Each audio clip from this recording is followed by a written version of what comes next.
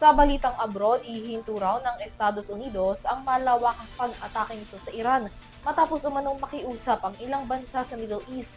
Ayon yan kay US President Donald Trump, mayroon umanong imminent deal para sa Strait of Hormuz kapalit ng pakiusap at para sa inilarawan niyang denuclearization ng Iran. Narito ang balita ni Son Santiago. Muli umano magpapatuloy ang negosasyon sa pagitan ng United States at Iran matapos makiusap mismo sa kanya ang Iran at iba pang Middle East countries na hihinto ang plano sana pag-atake ng Washington sa Tehran.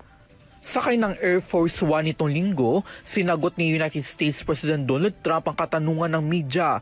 Dito ibinahagi niya na ang sanay pag-atake sa Iran ay magiging malawak kung iahalin tulad daw ito noong World War II.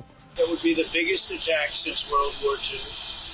And it would have been disastrous for them. And they didn't want us to do it. And Ngunit, hindi na niya ito itunuloy matapos umanong hilingin ng Iran at ilang bansa sa gitnang silangan na bigyan ng pagkakataon ang diplomasya.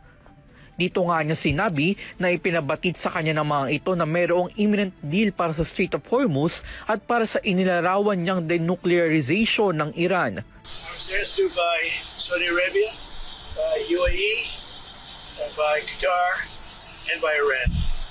The reason they asked is I think there's a deal. There's a deal on Hormuz, and then there will be a deal on the nuclear, or you might call it the denuclearization of Iran. Nang tanungin si Trump kung ano ang asahan ng publiko sa pag-uusap, maikli lamang ang kanyang naging tugon. We'll just say we can do it anytime we want, but Samantala, sa hiwalay na post sa kanyang Truth Social account, sinabi na rin ni Trump na nakikiisa rin umano ang Israel sa usaping ito. Gayunpaman, inuulat ng ilang international media na itinanggi ng Tehran na humiling sila na ipagpaliban ang panibagong pag-atake ng Washington.